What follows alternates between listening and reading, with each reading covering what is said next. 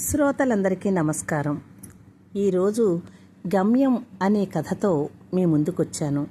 మరి కథలోకి వచ్చేద్దామా? గమ్యం కథ రచన పఠనం విజయలక్ష్మి. 1, 5, 6, 7, 8 నంబరుగా గల విశాఖపట్నం టు కాకినాడ పాసింజర్ రైలు 1వ నంబరు ప్లాట్ఫారంపై బయలుదేరుటకు సిద్ధముగా ఉన్నది అని అనౌన్స్మెంట్ జరుగుతోంది. విశాఖపట్నం రైల్వే స్టేషన్ చాలా రద్దీగా హడావిడిగా ఉంది. ఎవరి హడావిడి వారిది.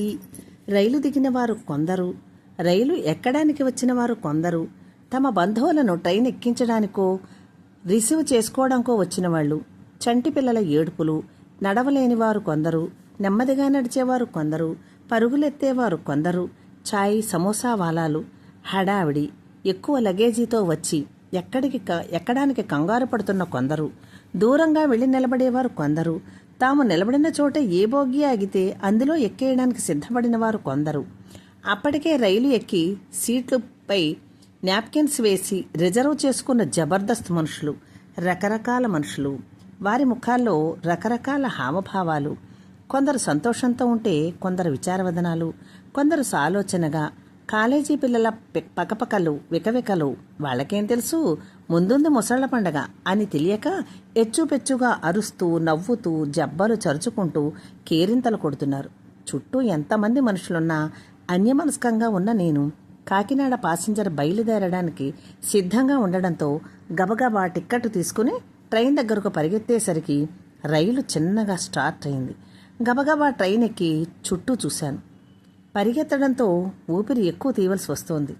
గుండె వేగంగా కొట్టుకుంటోంది. చాలా రద్దీగా ఉంది పాసింజర్. నలుగురు మధ్యలో చిన్న చోటు ఇమ్మని అడిగాను. ముందు వాళ్ళు నిరాకరించి కొద్దిగా జరిగి చిన్న చోటిచ్చారు. భుజాన్ని ఉన్న బ్యాగు కిందకి దించి ఎగురుతున్న జుట్టును పైకి తోసుకుంటూ ఇరుక్కుని కూర్చున్నాను. నెమ్మదిగా బండి స్పీడ్ అందుకుంటోంది. ఈలోపు అంధులైన దంపతులు తాళాలు వాయిస్తూ ఆలయాన వెలసిన ఆ దేవుని రీతి ఎల్లాలే ఈ జగతికి జీవన జ్యోతి అంటూ భోగి అంతా వినిపించేటంత గట్టిగా పాడుతున్నారు. ఏం గొంతురా బాబు, చెవులు చిల్లులు పడిపోతున్నాయి అన్నారు ఒకరు. ఆహా, భగవంతుడు ఏం గొంతిచ్చాడు అన్నారు మరొకరు. ఒకే విషయం, భిన్నాభిప్రాయాలు. ఏది ఏమైనా ఆ పాటలోని మాధుర్యం ప్రతి హృదయాన్ని తట్టి లేపుతుంది. ఇల్లాలిని భగవంతునితో పోలుస్తూ రాసిన ఆ పాట ఎంత మధురం. అయితే అది తెలుసుకున్నవారు కొందరు, తెలుసుకోలేనివారు మరికొందరు. క్రమంగా బయట చిక్కటి చీకటి అలుముకుంది. చెట్లు చేమలు అన్నీ కదిలిపోతున్నట్లు కనిపిస్తున్నాయి. నాకు చీకటంటే చచ్చేంత భయం. ఆ చీకట్లో ఆ పొలాలు పుట్టల మధ్య నేను తప్పిపోతేనో అనే ఆలోచన వచ్చింది. ఆలోచనకే చాలా భయం వేస్తోంది. అమ్మో, అంత గట్టిగా అర్చినా ఎవ్వరికీ వినిపించదు. అప్పుడు ఏం చెయ్యాలి? పరిగెత్తుకుంటూ భయాన్ని జయించి రోడ్డు మీదకి వస్తే అమ్మో, అప్పుడు ఇంకొక రకమైన భయం. అందుకే గమ్యం చాలా గొప్పది. గమ్యాన్ని చేరితే ఏ మనిషికైనా ధైర్యం. ఎందుకంటే తన చుట్టూ ఉన్న వాతావరణం, తన మనుషులు ఏ అవసరమైనా ఆదుకుంటారని భరోసా. చిన్నగా తుంపర వాన పడడం మొదలుపెట్టింది. అబ్బా, వాన కూడా మొదలెట్టింది. ఇది కాకినాడ రైల్వే స్టేషన్కి చేరేసరికి 10 గంటలో అవుతుంది. అక్కడికి మా ఆయన బైక్ మీద వస్తే లోపలకు ఒక 4 కిలోమీటర్ల ప్రయాణం చెయ్యాలి. వైజాగ్లో చిన్న పని ఉండడంతో నేను ఒక్కరితోనే వైజాగ్ వెళ్ళాను. ఉదయం సాయంత్రం కాకినాడ పాసింజర్కి బయలుదేరి తిరిగి కాకినాడ వస్తున్నాను. పాసింజర్ అయితే 2 వైపుల ఖర్చులు కలిపి 100 రూపాయలకు మించదు. అదే బస్సు అయితే 300 వరకు అవుతుంది. అవసరం మనిషికి అన్ని తెలివితేటలు నేర్పుతుంది.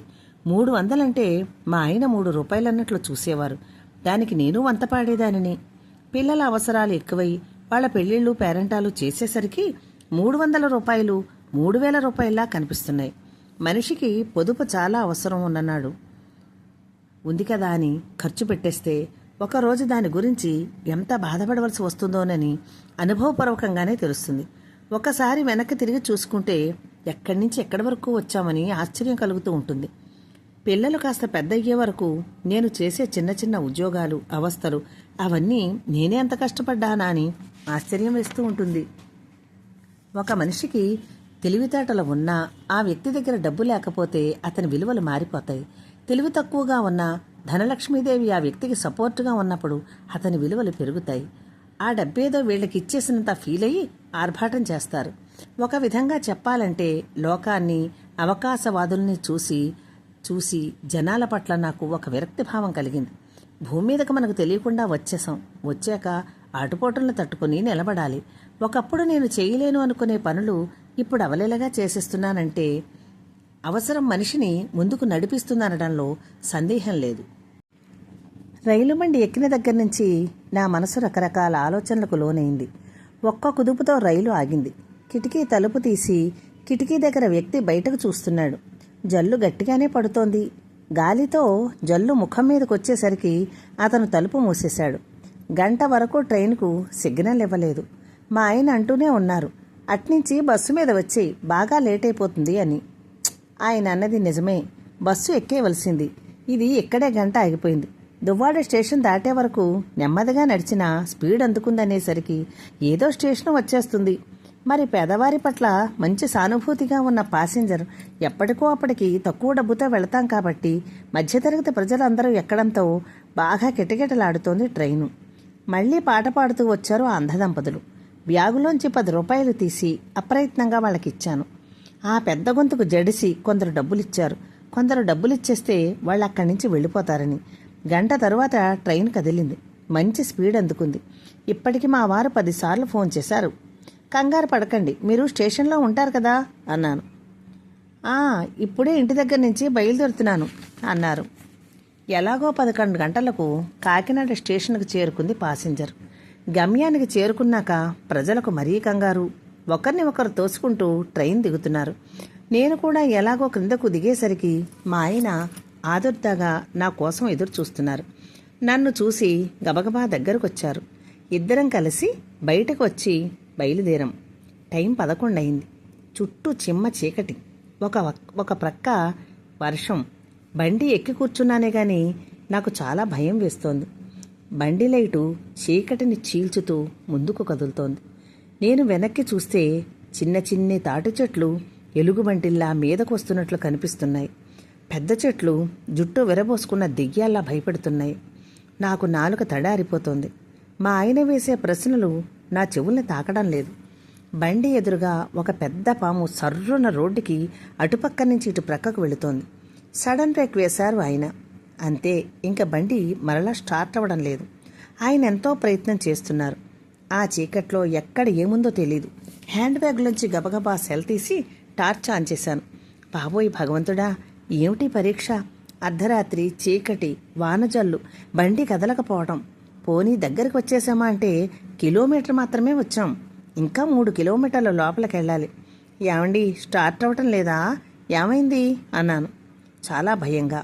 ఆయనకు కోపం వచ్చింది. ఏమో, నా ప్రయత్నం నేను చేస్తున్నాను. అయినా నువ్వు చెప్పిన మాట వినకుండా ఇలా చంపుకు తింటావు. నేను ముందే చెప్పాను బస్సు ఎక్కేయని. ఎందుకు 50 రూపాయలతో వచ్చేసేదానికి అన్నావు. కొంతమందికి పిసినుకొట్టుతనం చేద్దామంటే కుదరదు.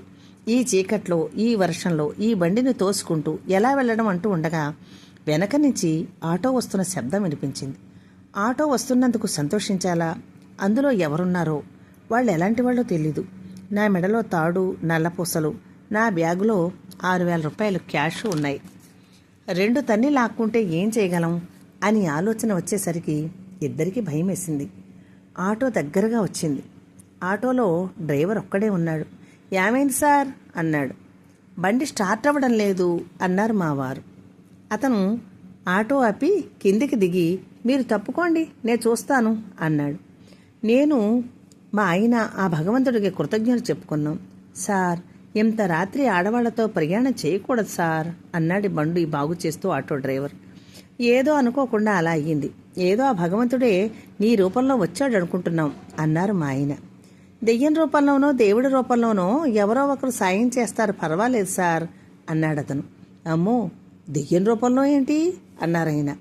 అయ్యో, మీకు తెలియదా సార్, ఒకసారి నాకు ఆటో లేనప్పుడు మీలాగే బండి మీద వస్తూ ఉంటే అర్ధరాత్రి వర్షంలో బండి ఆగిపోయింది. అప్పుడు నేను కంగారు పడుతూ ఉంటే ఒక వ్యక్తి వచ్చి నా బైక్ బాగు చేశాడు. మీరెవరో అంటే, ఎవరైతే మీకెందుకు, మీ బండి బాగైంది కదా అన్నాడు. నేను ఇంటికి వచ్చాక ఎవరితోనూ అంటే ఎవరో అన్నారు అది దెయ్యమని, మంచి దెయ్యమని.